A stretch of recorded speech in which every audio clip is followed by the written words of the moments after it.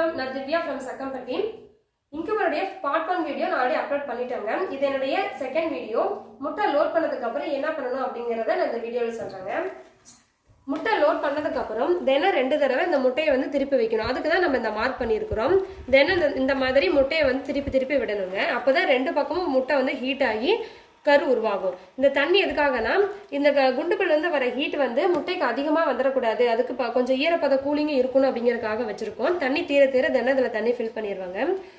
இதில் வந்து ஃபேன் கொடுத்துருக்காங்க. இந்த ஃபேன் வந்துட்டு அதிக ஹீட்டை வந்து கம்மி பண்ணி கொடுக்கும். இதில் வந்துட்டு சென்சார் வச்சுருக்காங்க. இதில் எவ்வளோ ஹீட் வருது அப்படிங்கிறத இங்கே மேலே வந்து மானிட்டர் பண்ணிகிட்டே இருக்கலாம்.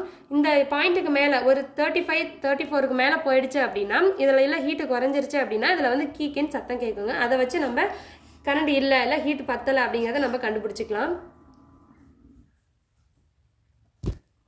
இந்த இன்குபேட்டர் 1400